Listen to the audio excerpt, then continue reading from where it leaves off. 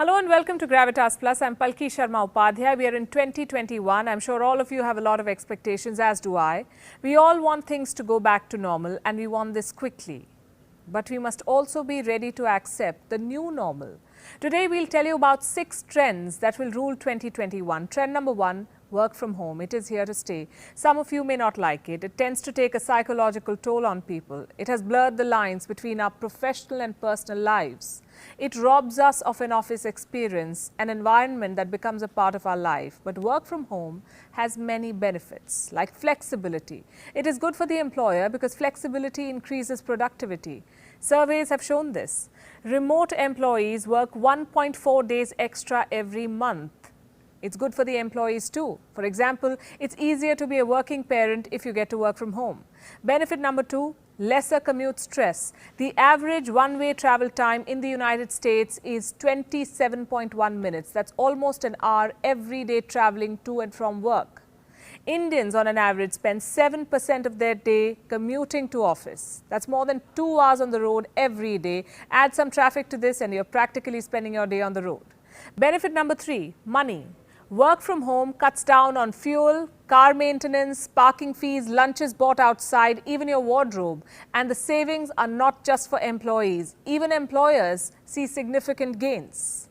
According to Global Workplace Analytics, a typical company can save around $11,000 per year for every employee who works from home for at least some of the time. Now let's talk about trend number 2, online education. The classroom moved into laptops and smartphones in 2020. For some, it may stay there. Of course, in-person learning will resume once the virus has been tamed, but students and teachers have now learned how much more can be accomplished, how the tyranny of distance can be defeated. Students can study from remote locations, teachers can engage from afar. The benefits are many. 1, of course, flexible schedules. Classes can be pre-recorded. Students can structure their days as per their convenience. 2, accessibility. Think of students with special needs, for example. Yes, schools do go above and beyond to accommodate them, but online learning enables parents to tailor each detail as per the particular needs of the children. It opens the door for increased parental involvement and guidance in the process.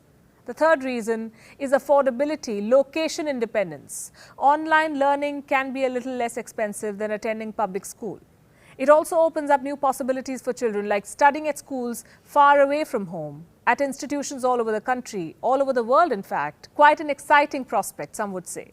The third trend we'll see more of in 2021 is digital currency. It is the future. Cryptocurrencies like Bitcoin and Ethereum have proven resilient during the pandemic. Investor interest in them has risen drastically. Now, I know there have been a lot of reports on whether the government of India will allow cryptocurrency or will it continue to ban it. The broad consensus, as we understand it, is this. It's just a matter of time. It is the future. Everyone will have to take the plunge. China is already testing the digital yuan. The United States, Britain, France, South Korea, several countries are taking similar steps. Why? I'll give you a simple reason. It allows you to make payments quickly and inexpensively. It cuts down on printing costs. You don't need a special paper with watermarks. In India, we're already making full use of contactless payments like Paytm and GPay. In Russia, there's PayPass and Apple Pay. In China, people are accustomed to paying by QR codes, even by face scans. And in America, people love to go to Amazon Go stores where they can pick up whatever they like and simply walk out. Their purchases are tracked and debited automatically.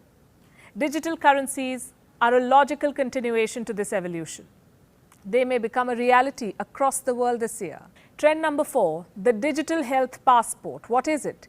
A digital record of your health with data on pre-existing medical conditions, blood tests, COVID test status, your vaccination record. Using it means you don't have to repeat yourself each time, and unlike contact tracing apps, a health passport may eliminate tracking movements in most of the cases.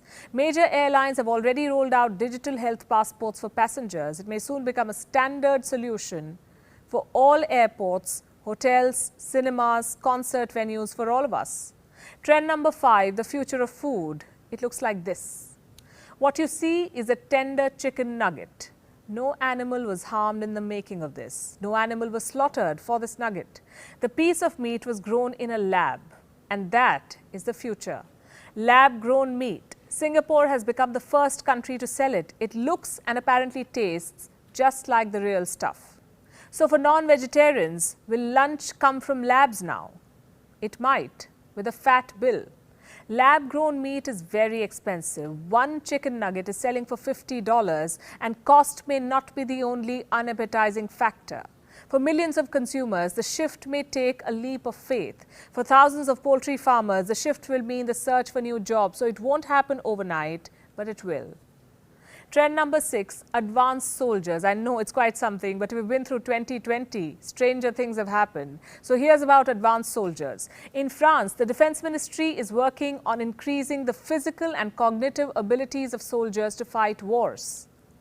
It has approved research on developing enhanced soldiers. What does this mean? It means that they'll have soldiers resistant to pain with magnified physiological skills, extra brain power, individuals who can stay awake for longer periods, who can tell their enemies from their allies.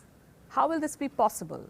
By planting a microchip inside soldiers that will improve their cerebral capacity. France maintains that it will draw clear ethical lines for such technologies, but here's the flip side. China too is exploring such technologies. John Ratcliffe once warned that Beijing is breeding genetically modified soldiers.